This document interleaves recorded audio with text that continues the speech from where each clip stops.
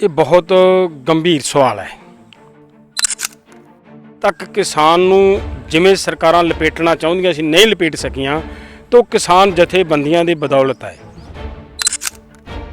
ਮੈਂ ਕਹਿੰਦਾ ਜੇ ਕਿਸਾਨ ਅੱਜ ਜਿਉਂਦਾ ਹੈ, ਅੱਜ ਜੇ ਕਿਸਾਨਾਂ ਦੇ ਬੱਚੇ ਜਿਉਂਦੇ, ਅੱਜ ਕਿਸਾਨ ਖੇਤੀ ਜਿਉਂਦੀ ਹੈ ਤਾਂ ਕਿਸਾਨ ਜਥੇਬੰਦੀਆਂ ਦੀ ਬਦੌਲਤ ਹੈ ਕਿ ਅਸੀਂ 3 ਮਹੀਨਿਆਂ ਦੇ ਅੰਦਰ ਅੰਦਰ ਡਾਕਟਰ ਸਵਾਮੀਨਾਥਨ ਦੀਆਂ ਸਿਫਾਰਿਸ਼ਾਂ ਅਨੁਸਾਰ ਅਸੀਂ ਤੁਹਾਨੂੰ ਫਸਲ ਦਾ ਭਾਅ ਦੇ ਦਿਆਂਗੇ। ਤਾਂ ਉਹਦੇ ਵਿੱਚ 3-4 ਗੱਲਾਂ ਗੈਟ ਦੇ ਵਿੱਚ ਕਿਸਾਨ ਵਿਰੋਧੀ ਹੈ। ਭਾਰਤ ਨੂੰ ਉਹ ਆਪਦਾ ਸੰਵਿਧਾਨ ਦਾ ਕਾਨੂੰਨ ਬਦਲਣਾ ਪਏਗਾ, ਗੈਟ ਦਾ ਸੰਵਿਧਾਨ ਨਹੀਂ ਬਦਲਿਆ ਜਾਏਗਾ। ਆਹ ਗੱਲ ਸਭ ਤੋਂ ਖਤਰਨਾਕ ਹੈ। ਇਕਨੋਮਿਕਲੀ ਪਾਲਿਸੀਜ਼ ਬਣ ਕੇ ਆ ਰਹੀਆਂ, ਉਹ ਬਿਲਕੁਲ ਕਿਸਾਨ ਨੂੰ ਖੇਤੀ ਚੋਂ ਬਾਹਰ ਕੱਢਣ ਦੀਆਂ। ਅਗਰ ਇਹ ਤੋਂ ਜ਼ਮੀਨ ਲੈਣੀ ਹੈ ਤਾਂ ਕਰਜ਼ਾ ਕਿਸਾਨ ਸਿਰ ਹੋਣਾ ਜ਼ਰੂਰੀ ਹੈ, ਔਰ ਕਰਜ਼ਾ ਕਿਸਾਨ ਸਿਰ ਕਰਨ ਵਾਸਤੇ ਉਹਨੂੰ ਫਸਲ ਦਾ ਭਾਅ ਘੱਟ ਦੇਣਾ ਜ਼ਰੂਰੀ ਹੈ। ਮੋਦੀ ਜੀ ਦੀ ਸਰਕਾਰ ਜਾਂ ਬੀਜੇਪੀ ਦੀ ਸਰਕਾਰ ਜਦੋਂ ਜੇ ਬਣੀ ਹੈ ਨਾ, ਉਹ ਬਣੀ ਹੀ ਇਹਨਾਂ ਕਾਰਪੋਰੇਟ ਲੋਕਾਂ ਦੇ, ਇਹਨਾਂ ਕੰਪਨੀਆਂ ਦੇ ਸਹਾਰੇ ਤੇ ਸਰਕਾਰ ਬਣੀ ਹੈ। ਔਰ ਆਉਣ ਵਾਲੇ ਸਮੇਂ ਦੇ ਵਿੱਚ ਦੁਬਾਰਾ ਸਰਕਾਰ ਨੂੰ ਆਪਦੀ ਨੂੰ ਸਟੈਂਡ ਕਰਨ ਵਾਸਤੇ ਉਹਨਾਂ ਕੰਪਨੀਆਂ ਨੂੰ ਲਾਹਾ ਲੈਣ ਦਾ, ਲੋਕ ਮਰਦੇ ਆ ਮਰਨ, ਲੋਕ ਲੁੱਟੀ ਦੇ ਲੁੱਟੇ ਜਾਣ। ਦਰਸ਼ਕੋ, ਅੱਜ ਅਸੀਂ ਤੁਹਾਨੂੰ ਭਾਰਤੀ ਕਿਸਾਨ ਯੂਨੀਅਨ ਏਕਤਾ ਸਿੱਧੂਪੁਰ ਦੇ ਸੂਬਾ ਪ੍ਰਧਾਨ ਸਰਦਾਰ ਜਗਜੀਤ ਸਿੰਘ ਡੱਲੇਵਾਲੇ ਨਾਲ ਮੁਲਾਕਾਤ ਕਰਵਾਉਣ ਲਿਜਾ ਰਹੇ ਹਾਂ। ਇਹਨਾਂ ਨੇ ਬਹੁਤ ਸਾਰੇ ਕਿਸਾਨੀ ਘੋਲਾਂ ਵਿੱਚ ਹਿੱਸਾ ਲਿਆ ਤੇ ਕਰਦੇ ਆ ਇਹਨਾਂ ਨਾਲ ਗੱਲ ਕਿ ਇਹਨਾਂ ਨੇ ਕੀ ਕੀ ਪ੍ਰਾਪਤੀਆਂ ਕੀਤੀਆਂ, ਕਿਹੜੇ ਘੋਲ ਲੜਿਆ। ਸਤਿ ਸ੍ਰੀ ਅਕਾਲ ਜੀ ਡੱਲੇਵਾਲਾ ਸਾਹਿਬ। ਸਤਿ ਸ੍ਰੀ ਅਕਾਲ ਜੀ, ਆਪ ਜੀ ਦੇ ਚੈਨਲ ਦੇ ਸਾਰੇ ਸਰੋਤੇ ਸੱਜਣਾਂ ਨੂੰ ਸਤਿ ਸ੍ਰੀ ਅਕਾਲ। ਇਹ ਡੱਲੇਵਾਲਾ ਸਾਹਿਬ, ਤੁਸੀਂ ਜਿਹੜਾ ਬਹੁਤ ਸਾਰੇ ਕਿਸਾਨੀ ਘੋਲ ਲੜੇ ਆ ਤੇ ਉਹਦੇ 'ਚ ਹੁਣ ਤੱਕ ਦੀਆਂ ਕੀ ਪ੍ਰਾਪਤੀਆਂ ਹੋਈਆਂ? ਦੇਖੋ, ਇਹ ਬਹੁਤ ਗੰਭੀਰ ਸਵਾਲ ਹੈ ਕਿ ਹੁਣ ਤੱਕ ਦੀਆਂ ਕੀ ਪ੍ਰਾਪਤੀਆਂ ਹੋਈਆਂ। ਮੈਂ ਕਹੂੰਗਾ ਕਿ ਜੇਕਰ ਅੱਜ ਤੱਕ ਕਿਸਾਨ ਜਿਉਂਦਾ ਬੈਠਾ ਹੈ, ਅੱਜ ਤੱਕ ਕਿਸਾਨ ਨੂੰ ਜਿਵੇਂ ਸਰਕਾਰਾਂ ਲਪੇਟਣਾ ਚਾਹੁੰਦੀਆਂ ਸੀ ਨਹੀਂ ਲਪੇਟ ਸਕੀਆਂ ਤਾਂ ਕਿਸਾਨ ਜਥੇਬੰਦੀਆਂ ਦੀ ਬਦੌਲਤ ਹੈ। ਨਹੀਂ ਤਾਂ ਮੈਨੂੰ ਲੱਗਦਾ ਵੀ ਕਿਸਾਨ ਅੱਜ ਤੱਕ ਇਹਨਾਂ ਨੇ ਖਤਮ ਕਰ ਦੇਣਾ ਸੀ। ਜਦੋਂ ਇਹਨਾਂ ਨੇ ਗੈਟ ਲੈ ਕੇ ਆਂਦਾ ਹੈ 1994 ਦੇ ਵਿੱਚ ਤੇ 2004 ਦੇ ਵਿੱਚ ਗੈਟ ਨੂੰ ਪੂਰੀ ਤਰ੍ਹਾਂ ਲਾਗੂ ਕਰਨ ਦੀ ਇਹਨਾਂ ਦੀ ਪਾਲਿਸੀ ਸੀ, ਉਹਦੇ ਤੋਂ ਅੱਜ ਤੱਕ ਜੇਕਰ ਦੇਰੀ ਹੋਈ ਹੈ, ਜੇਕਰ ਅੱਜ ਤੱਕ ਪਿੱਛੇ ਹਟੇ ਹੈ, ਉਹ ਕਿਸਾਨ ਜਥੇਬੰਦੀਆਂ ਦੀ ਬਦੌਲਤ ਹਟੇ ਹੈ। ਮੈਂ ਕਹਿੰਦਾ ਜੇ ਕਿਸਾਨ ਅੱਜ ਜਿਉਂਦਾ ਹੈ, ਅੱਜ ਜੇ ਕਿਸਾਨਾਂ ਦੇ ਬੱਚੇ ਜਿਉਂਦੇ, ਅੱਜ ਕਿਸਾਨ ਖੇਤੀ ਜਿਉਂਦੀ ਹੈ ਤਾਂ ਕਿਸਾਨ ਜਥੇਬੰਦੀਆਂ ਦੀ ਬਦੌਲਤ ਹੈ। ਇਹ ਪ੍ਰਾਪਤੀ ਮਹਿਸੂਸ ਕਰਦਾ ਮੈਂ ਕਿਸਾਨ ਜਥੇਬੰਦੀਆਂ ਦੀ। ਤੁਸੀਂ ਦਿੱਲੀ 'ਚ ਜਾ ਕੇ ਭੁੱਖ ਹੜਤਾਲ ਵੀ ਕੀਤੀ ਕਿਸਾਨੀ ਮੰਗਾਂ ਖਾਤਰ ਤੇ ਆਪਣੀ ਜ਼ਿੰਦਗੀ ਨੂੰ ਵੀ ਖਤਰੇ 'ਚ ਪਾਇਆ।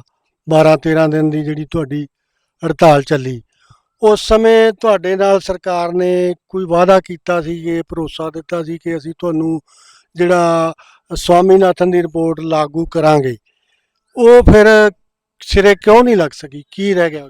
ਦੇਖੋ, ਸਰਕਾਰ ਨੇ ਸਾਡਾ ਜਿਹੜਾ ਉਹ ਅੰਦੋਲਨ ਸੀ ਨਾ, ਉਸ ਅੰਦੋਲਨ ਦੇ ਮੂਹਰੇ ਝੁਕਦਿਆਂ ਸਰਕਾਰ ਨੇ ਰਿਟਨ ਦੇ ਵਿੱਚ ਸਾਨੂੰ ਦਿੱਤਾ ਸੀ। ਕੋਈ ਜ਼ਬਾਨੀ ਸਮਝੌਤਾ ਨਹੀਂ ਸੀ।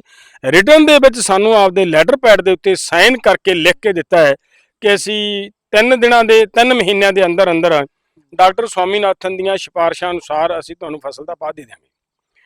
ਹੁਣ ਰਹੀ ਗੱਲ ਉਦੋਂ ਅਗਲੀ ਹੈ ਵੀ ਉਦੋਂ ਅੱਗੇ ਕੀ ਹੈ ਕਿ ਇਹ ਕਿਉਂ ਨਹੀਂ ਲਾਗੂ ਹੁੰਦੀ।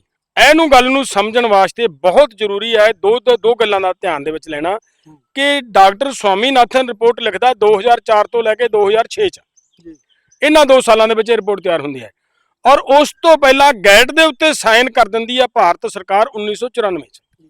ਜਦੋਂ 1994 ਦੇ ਵਿੱਚ ਗੈਟ ਦੇ ਉੱਤੇ ਸਾਈਨ ਹੋ ਗਏ ਤਾਂ ਉਹਦੇ ਵਿੱਚ 3-4 ਗੱਲਾਂ ਗੈਟ ਦੇ ਵਿੱਚ ਕਿਸਾਨ ਵਿਰੋਧੀ ਹੈ, ਬਹੁਤ ਜ਼ਬਰਦਸਤ ਹੈ। ਪਹਿਲੀ ਗੱਲ ਇਹ ਹੈ ਕਿ ਉਹਦੇ ਵਿੱਚ ਲਿਖਿਆ ਹੈ ਕਿ ਇੱਥੇ ਦੀ ਜਿਹੜੀ ਖੇਤੀ ਆ ਉਹ ਕਾਰਪੋਰੇਟ ਲੋਕ ਕਰਨਗੇ, ਔਰ ਵੱਡੀ ਖੇਤੀ ਕਰਨੀ ਹੈ, ਇੱਥੇ 10-10 ਹਜ਼ਾਰ 5-5 ਹਜ਼ਾਰ ਏਕੜ ਦੀ ਖੇਤੀ ਕਰਨੀ ਹੈ। ਹੁਣ ਡਾਕਟਰ ਸਵਾਮੀਨਾਥਨ ਉਸ ਰਿਪੋਰਟ ਦੇ ਵਿੱਚ ਕੀ ਕਹਿੰਦਾ ਹੈ ਕਿ ਬਿਲਕੁਲ ਨਹੀਂ, ਇਹ ਗਲਤ ਹੈ। ਕਿਸਾਨਾਂ ਨੂੰ ਜਿਹੜੀ ਉਹਦੀ ਖੇਤੀ ਹੈ ਉਹ ਕਿਸੇ ਵੀ ਕੀਮਤ ਦੇ ਉੱਤੇ ਜਿਹੜੀ ਵਾਹੀਯੋਗ ਜ਼ਮੀਨ ਹੈ ਉਹ ਕਾਰਪੋਰੇਟ ਲੋਕਾਂ ਕੋਲੇ ਨਹੀਂ ਜਾਣੀ ਚਾਹੀਦੀ। ਔਰ ਗੈਟ ਕਹਿੰਦਾ ਕਿ ਕਿਸਾਨਾਂ ਨੂੰ ਮਿਨੀਮਮ ਸਪੋਰਟ ਰੇਟ ਦੇਣਾ ਬੰਦ ਕਰੋ। ਔਰ ਦੂਸਰੇ ਪਾਸੇ ਸਵਾਮੀਨਾਥਨ ਕਹਿੰਦਾ ਹੈ ਕਿ ਨਹੀਂ, ਬਿਲਕੁਲ ਨਹੀਂ, ਇਹ ਨਹੀਂ ਗੱਲ ਹੈ। ਹਰ ਇੱਕ ਫਸਲ ਹੈ ਜਿਹੜੀ ਕਿਸਾਨ ਦੀ ਜਿਹੜੀ ਪੈਦਾ ਕਰਦਾ ਸਾਰੀ ਦੀ ਸਾਰੀ ਖਰੀਦਣ ਦੀ ਗਰੰਟੀ ਹੋਵੇ, ਸਾਰੀਆਂ ਦੀ ਮਿਨੀਮਮ ਸਪੋਰਟ ਰੇਟ ਵੱਜੇ। ਇਹ ਕਈ ਗੱਲਾਂ ਹੋਰ ਇਹੋ ਜਿਹੀਆਂ ਹੈਗੀਆਂ ਜਿਹੜੀਆਂ ਇਹ ਮਤਲਬ ਇੱਕ ਦੂਜੇ ਦੇ ਨਾਲ ਦੇ ਵਿਰੋਧੀ ਹੈ।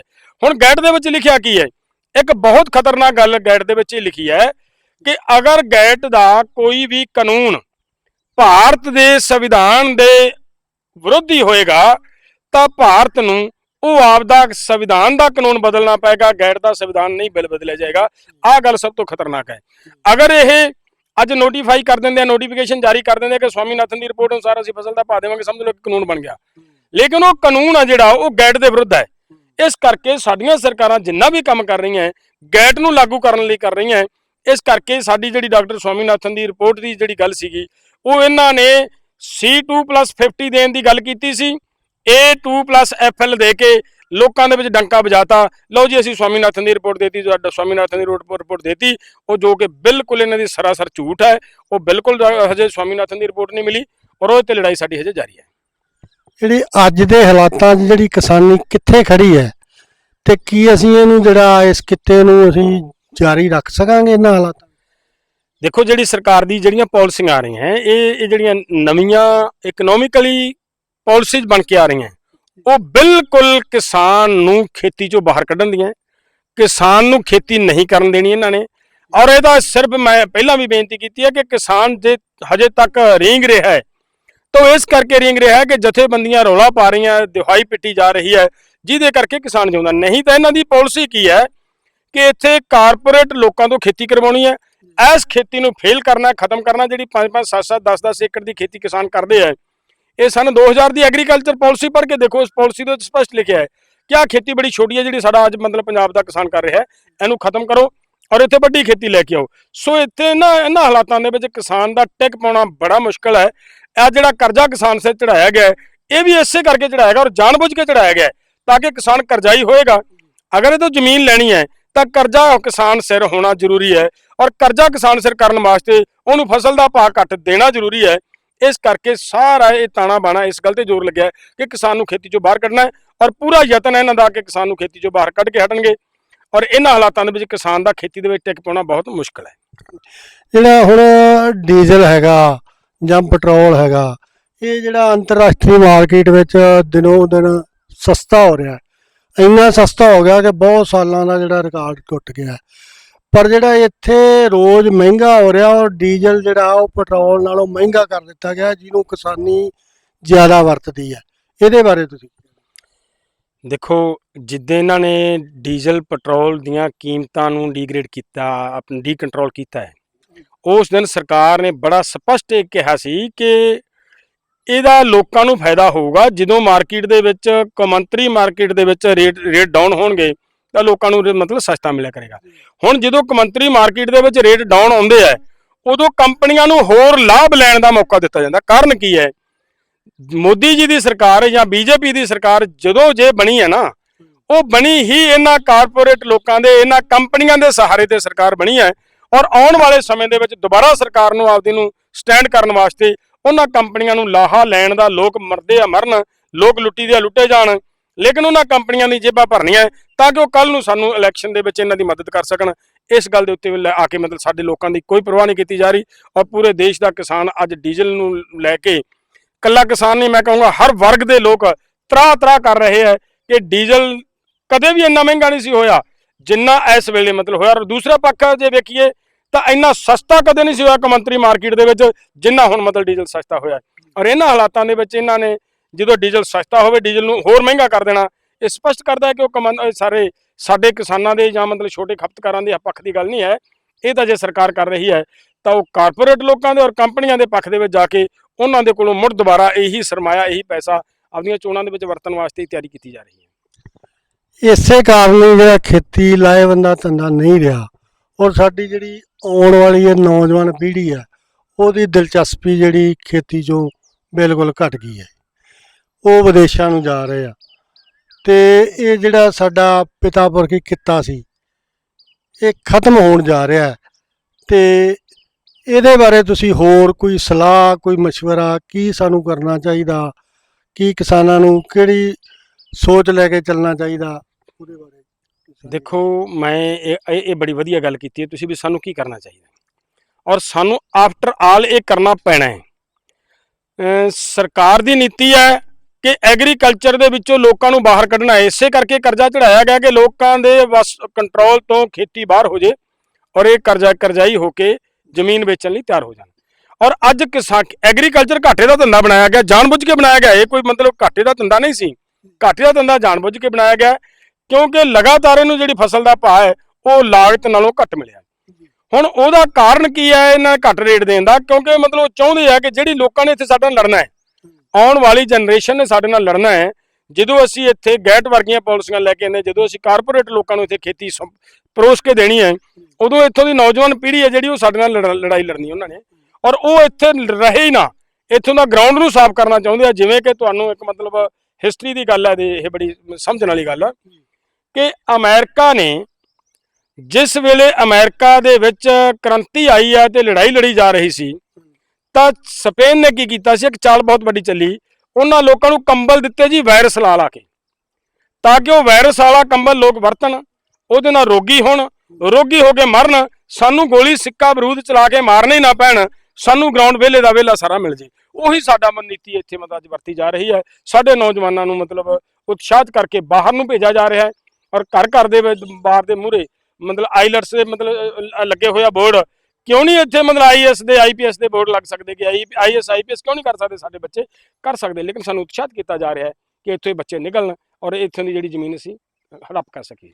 ਇਹ ਜਿਹੜਾ ਹੁਣ ਇਹਨਾਂ ਨੇ ਖਰੀਦ ਨੂੰ ਲੈ ਕੇ ਖੇਤੀ ਏਜੰਸਾਂ ਦੀ ਨੂੰ ਨਵੇਂ ਆਰਡੀਨੈਂਸ ਜਾਰੀ ਕੀਤੇ ਹੈ, ਤੇ ਉਹਦੇ ਬਾਰੇ ਤੁਸੀਂ ਕੀ ਕਹਿਣਾ ਚਾਹੁੰਦੇ ਹੋ? ਕਿ ਕਿਸਾਨ ਇਹ ਕਹੀ ਜਾਂਦੇ ਕਿ ਕਿਸਾਨ ਲਈ ਉਹ ਲਾਹੇਵੰਦ ਹੋਣਗੇ, ਪਰ ਇਹ ਅਸਲੀਅਤ ਪਿੱਛੇ ਇਹਦੇ ਕੀ ਹੈ? ਦੇਖੋ, ਅਖੀਰ ਕਹਾਣੀ ਉੱਥੇ ਹੀ ਫੇਰ ਹੈ। ਆਰਡੀਨੈਂਸ ਲਿਆਉਣਾ, ਜਿਹੜੇ ਹੁਣ ਪਹਿਲੀ ਤਾਂ ਗੱਲ ਆਰਡੀਨੈਂਸ ਆਉਂਦਾ ਕਿਦੋਂ ਹੈ, ਇਹਨਾਂ ਨੂੰ ਇਹ ਗੱਲ ਨੂੰ ਸਮਝਣੀ ਚਾਹੀਦੀ ਹੈ। ਸਭ ਤੋਂ ਇੰਪੋਰਟੈਂਟ ਗੱਲ ਕਿ ਆਰਡੀਨੈਂਸ ਤਾਂ ਉਦੋਂ ਲਿਆਈਦਾ ਜਦੋਂ ਸਰਕਾਰ ਦੇ ਕੋਲੇ ਹਾਲਾਤ ਇਹ ਜੇ ਬਣ ਜਾਣ, ਕੋਈ ਜੰਗ ਲੱਗ ਗਈ, ਕੋਈ ਹਾਲਾਤ ਉਹ ਜੇ ਬਣ ਗਏ, ਫਟਾਫਟ ਕੋਈ ਪ੍ਰੋਗਰਾਮ ਕੋਈ ਦੇਣਾ ਹੈ, ਕੋਈ ਤੁਰੰਤ ਮਤਲਬ ਕਾਨੂੰਨ ਬਣਾਉਣਾ ਹੈ, ਉਦੋਂ ਆਰਡੀਨੈਂਸ ਲੈਂਦੇ ਜਾ ਸਕਦੇ ਆ। ਸਾਡੇ ਦੇਸ਼ ਦੇ ਵਿੱਚ ਐਸੇ ਕੋਈ ਹਾਲਾਤ ਨਹੀਂ ਸੀਗੇ। ਇੱਥੇ ਆਰਡੀਨੈਂਸ ਲਿਆਉਣ ਦੀ ਬਜਾਏ ਹੋਰ ਕੱਲ ਨੂੰ ਮਤਲਬ ਇਹਨਾਂ ਦਾ ਜਿਹੜਾ ਮੌਨਸੂਨ ਸਤਰ ਸ਼ੁਰੂ ਹੋਣ ਵਾਲਾ ਹੈ, ਉਹਦੇ ਵਾਸਤੇ ਕਿਉਂ ਨਹੀਂ ਮਤਲਬ ਉਹਦੇ ਵਿੱਚ ਕਿਉਂ ਨਹੀਂ ਡਿਸਕਸ ਕੀਤੀ ਗਈ? ਆਹ ਕਰੋਨਾ ਦੇ ਬਹਾਨੇ ਨਾਲ ਲੋਕਾਂ ਨੂੰ ਘਰਾਂ ਦੇ ਵਿੱਚ ਬੰਦ ਕਰਕੇ ਉਹ ਗੈਟ ਦੀ ਪਾਲਿਸੀ ਨੂੰ ਲੈ ਕੇ ਆਉਣਾ ਚਾਹੁੰਦੇ ਆ, ਗੈਟ ਨੂੰ ਲਾਗੂ ਕਰਨਾ ਚਾਹੁੰਦੇ ਆ। ਕਿਉਂਕਿ ਗੈਟ ਇਹ ਕਹਿੰਦਾ ਹੈ ਕਿ ਪੂਰੇ ਭਾਰਤ ਦੇ ਵਿੱਚ ਕਿਸਾਨਾਂ ਨੂੰ ਮਿਨੀਮਮ ਸਪੋਰਟ ਰੇਟ ਦੇਣਾ ਬੰਦ ਕਰੋ। ਪੂਰੇ ਭਾਰਤ ਦੇ ਵਿੱਚ ਕਿਸਾਨਾਂ ਨੂੰ ਫਸਲਾਂ ਆਪਣਾ ਜਿਹੜਾ ਤੁਸੀਂ ਦਿੰਦੇ ਹੋ ਸਬਸਿਡੀਆਂ ਦੇਣੀਆਂ ਬੰਦ ਕਰੋ। ਹੁਣ ਦੇਖੋ, ਸਾਡੇ ਕਿਸਾਨ ਨੂੰ ਕਿਹਾ ਜਾਂਦਾ ਸਬਸਿਡੀਆਂ ਦੇਣੀਆਂ ਬੰਦ ਕਰੋ, ਔਰ ਅਮਰੀਕਾ ਦਾ ਬਰਾਬਰ ਸਾਡੇ ਤਾਲਮੇਲ ਬਿਠਾ ਕੇ ਦੇਖਿਓ ਤੁਸੀਂ। ਅਮਰੀਕਾ ਦੇ ਕਿਸਾਨ ਨੂੰ ਸਾਡੇ ਕਿਸਾਨ ਨੂੰ ਲਗਭਗ 150 ਗੁਣਾ ਵੱਧ ਮਤਲਬ ਉਹਨਾਂ ਲੋਕਾਂ ਨੂੰ ਸਬਸਿਡੀ ਮਿਲ ਰਹੀ ਹੈ। ਉੱਥੇ ਕਿਉਂ ਨਹੀਂ ਬੰਦ ਹੁੰਦੀਆਂ? ਸਾਡੇ ਕਿਸਾਨਾਂ ਦੇ ਦਬਾਅ ਪਾਇਆ ਜਾ ਰਿਹਾ। ਇਹਦਾ ਮਤਲਬ ਕੀ ਹੈ ਕਿ ਇੱਥੋਂ ਦੇ ਕਿਸਾਨ ਦੀ ਖੇਤੀ ਮਹਿੰਗੀ ਹੋਵੇ, ਔਰ ਇਹਨਾਂ ਲੋਕਾਂ ਦੇ ਕੋਲੋਂ ਮਤਲਬ ਖੇਤੀ ਮਹਿੰਗੀ ਕਰਵਾ ਕੇ, ਹੱਥ ਖੜੇ ਕਰਵਾ ਕੇ ਇਹ ਖੇਤੀ ਮਤਲਬ ਕਾਰਪੋਰੇਟ ਲੋਕਾਂ ਨੂੰ ਪਰੋਸਣ ਦੀ ਤਿਆਰੀ ਹੈ। ਔਰ ਇਹ ਗੈਟ ਦੇ ਵਿੱਚ ਸਾਰਾ ਕੁਝ ਲਿਖਿਆ ਹੋਇਆ ਹੈ। ਗੈਟ ਦੀ ਮਤਲਬ ਵਿਚਾਰਧਾਰਾ ਦੇ ਉੱਤੇ ਚੱਲਦਿਆਂ ਹੀ ਸਾਡੀ ਸਰਕਾਰ ਇਹ ਜਿਹੜੀ ਮਤਲਬ ਲੈ ਕੇ ਆਈ ਹੈ, ਸਾਰੇ ਮਤਲਬ ਆਰਡੀਨੈਂਸ ਲੈ ਕੇ ਆਈ ਹੈ। ਔਰ ਦੇਖੋ, ਇੱਕ ਗੱਲ ਹੋਰ ਬੜੀ ਵੱਡੀ ਹੈ ਇਹ 'ਚ, ਸਾਡੇ ਕਿਸਾਨਾਂ ਨੂੰ ਇਹ ਕਹਿ ਰਹੇ ਹੈ ਕਿ ਇਹ ਜੀ ਕਿਸਾਨ ਪੱਖੀ ਹੈ। ਮੈਨੂੰ ਐਂ ਦੱਸੋ ਵੀ ਕਿਸਾਨ ਪੱਖੀ ਕਿਹੜੇ ਪੱਖ ਹੋ ਗਿਆ ਇਹਦਾ?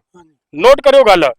ਇਹਨਾਂ ਨੇ ਉਸ ਆਰਡੀਨੈਂਸ ਦੇ ਵਿੱਚ ਦਰਜ ਹੈ ਗੱਲ ਇਹ ਕਿ ਕਿਸਾਨ ਕੋਰਟ ਨਹੀਂ ਜਾ ਸਕਣਗੇ। ਸਾਡੇ ਕੋਲੇ ਇੱਕੋ ਹੀ ਰਸਤਾ ਸੀ ਹੱਕ ਲੈਣ ਦਾ, ਅਧਿਕਾਰ ਲੈ ਲੈਣ ਦਾ, ਆਪਦੇ ਅਧਿਕਾਰਾਂ ਦੀ ਖਾਤਰ ਲੜਾਈ ਲੜ ਲੈਣ ਦਾ। ਜਦੋਂ ਕਿਤੋਂ ਵੀ ਸਾਡੇ ਹੱਥ ਪੱਲੇ ਨਾ ਕੁਝ ਪੈਂਦਾ ਤਾਂ ਅਸੀਂ ਆਪਦਾ ਕੋਰਟ ਦੇ ਵਿੱਚ ਜਾ ਕੇ ਸਹਾਰਾ ਲੈ ਲੈਂਦੇ। ਉਹ ਸਾਡੇ ਕੋਲੋਂ ਖੋਲਿਆ ਗਿਆ ਇਸ ਆਰਡੀਨੈਂਸ ਦੇ ਜ਼ਰੀਏ। ਤੇ ਕਿਵੇਂ ਕਹਿੰਦੇ ਵੀ ਕਿਸਾਨ ਪੱਖੀ ਹੈ? ਕਿਉਂ ਸਾਡੇ ਮਤਲਬ ਜਿਹੜਾ ਨਿਆਂ ਲੈਣ ਦੇ ਅਧਿਕਾਰ ਖੋਏ ਜਾ ਰਹੇ ਹੈ? ਇਹਦਾ ਮਤਲਬ ਕੀ ਹੈ ਕਿ ਕਾਰਪੋਰੇਟ ਲੋਕਾਂ ਦੇ ਮੂਹਰੇ ਸਾਡੇ ਕਿਸਾਨ ਨੂੰ ਪਰੋਸ ਕੇ ਸਿੱਟਿਆ ਜਾ ਰਿਹਾ ਹੈ। ਉਹ ਜਿਵੇਂ ਮਰਜ਼ੀ ਮਤਲਬ ਲੁੱਟ ਕੇ ਖਾਣਗੇ। ਹੁਣ ਜਿਹੜਾ ਸਰਕਾਰ ਨੇ ਕਿਸਾਨ ਮਾਰੂ ਫੈਸਲਾ ਸਮਝ ਲਓ ਲਾਗੂ ਕਰ ਦਿੱਤਾ, ਠੀਕ ਹੈ, ਤੇ ਇਹਦੇ ਵਿਰੁੱਧ ਆਪਣੀ ਜਿਹੜੀ ਕਿਸਾਨ ਯੂਨੀਅਨਾਂ ਦੀ ਜਿਹੜੀ ਕੀ ਰਣਨੀਤੀ ਹੋਊ? ਦੇਖੋ, ਅਸੀਂ ਇਹਦੇ ਸਬੰਧ ਦੇ ਵਿੱਚ 19 ਤਰੀਕ ਨੂੰ ਸਾਡੀ ਮੀਟਿੰਗ ਹੋ ਕੇ ਹਟੀ ਚੰਡੀਗੜ੍ਹ ਦੇ ਵਿੱਚ। ਸਾਡਾ ਯਤਨ ਹੈ ਕਿ ਅਸੀਂ ਪੂਰੇ ਪੰਜਾਬ ਦੇ ਸਾਰੇ ਪੰਜਾਬ ਦੀ ਇੱਕ ਵੱਡੀ ਮੀਟਿੰਗ 15 ਜੁਲਾਈ ਨੂੰ ਫਤਿਹਗੜ੍ਹ ਸਾਹਿਬ ਦੇ ਵਿੱਚ ਰੱਖੀ ਹੈ, ਜਿਹਦੇ ਵਿੱਚ ਸਾਡੇ ਇਕਾਈਆਂ ਦੇ ਪ੍ਰਧਾਨ ਵੀ ਮਤਲਬ ਉਹਦੇ ਵਿੱਚ ਸ਼ਾਮਲ ਕਰਾਂਗੇ। ਸਾਡਾ ਮਤਲਬ ਕੀ ਹੈ ਕਿ ਸਾਡੀ ਗਰਾਊਂਡ ਲੈਵਲ ਦੇ ਉੱਤੇ ਸਾਡੇ ਆਮ ਕਿਸਾਨਾਂ ਨੂੰ ਪਤਾ ਹੋਵੇ ਸਾਡੇ ਨਾਲ ਹੋਣ ਕੀ ਜਾ ਰਿਹਾ ਹੈ, ਔਰ ਉਸ ਮੀਟਿੰਗ ਦੇ ਵਿੱਚ ਅਸੀਂ ਪ੍ਰੋਗਰਾਮ ਦੇਵਾਂਗੇ ਵੀ ਅਸੀਂ ਕੀ ਲੜਾਈ ਲੜਨੀ ਹੈ। ਅਗਲੀ ਗੱਲ, ਨਾਲ ਪੈਰਲਲ ਸਾਡਾ ਇਹ ਯਤਨ ਹੈ ਕਿ ਸਾਰੀਆਂ ਕਿਸਾਨ ਜਥੇਬੰਦੀਆਂ, ਅਸੀਂ ਆਪ ਜੀ ਦੇ ਚੈਨਲ ਦੇ ਮਾਧਿਅਮ ਦੇ ਰਾਹੀਂ ਵੀ ਅਪੀਲ ਕਰਾਂਗੇ ਸਾਰੀਆਂ ਕਿਸਾਨ ਜਥੇਬੰਦੀਆਂ ਨੂੰ। ਦੇਖੋ ਦੋਸਤੋ, ਇੱਥੇ ਸਮਾਂ ਨਹੀਂ ਹੈ ਕਿ ਅਸੀਂ ਆਪਣੇ ਢੋਲ ਕੁੱਟਦੇ ਫਿਰੀਏ। ਅੱਜ ਸਾਡੇ ਕਿਸਾਨ ਦੀ ਹੈਸੀਅਤ ਨੂੰ, ਉਹਦੇ ਵਜੂਦ ਨੂੰ ਬਚਾਉਣ ਦੀ ਗੱਲ ਹੈ, ਸਾਡੀ ਐਗਰੀਕਲਚਰ ਢਾਂਚੇ ਨੂੰ ਬਚਾਉਣ ਦੀ ਗੱਲ ਹੈ। ਅੱਜ ਸਾਨੂੰ ਸਾਰਿਆਂ ਨੂੰ ਹਉਮੈ ਤਿਆਗ ਕੇ, ਆਪਦੇ ਲਾਲਚ ਤਿਆਗ ਕੇ, ਇਕੱਠੇ ਹੋ ਕੇ, ਇੱਕਜੁੱਟ ਹੋ ਕੇ ਲੜੇ ਬਗੈਰ ਸਾਡਾ ਕਿਸਾਨ ਨਹੀਂ ਬਚ ਪਾਏਗਾ। ਔਰ ਅਸੀਂ ਯਤਨ ਕਰਾਂਗੇ, ਸਾਰੀਆਂ ਜਥੇਬੰਦੀਆਂ ਨੂੰ ਇਕੱਠੇ ਕਰਨ ਦੀ ਕੋਸ਼ਿਸ਼ ਕਰਾਂਗੇ। ਡੱਲੇਵਾਲਾ ਸਾਹਿਬ, ਤੁਸੀਂ ਸਾਡੇ ਚੈਨਲ ਲਈ ਜਿਹੜਾ ਸਮਾਂ ਕੱਢਿਆ, ਕਿਸਾਨੀ ਮਸਲਿਆਂ ਤੇ ਜਿਹੜੀ ਚਰਚਾ ਕੀਤੀ, ਅਸੀਂ ਤੁਹਾਡਾ ਸਾਡੇ ਚੈਨਲ ਵਹਿੰਦੇ ਦਰਿਆ ਵੱਲੋਂ ਬਹੁਤ ਬਹੁਤ ਧੰਨਵਾਦ ਕਰਦੇ ਹਾਂ।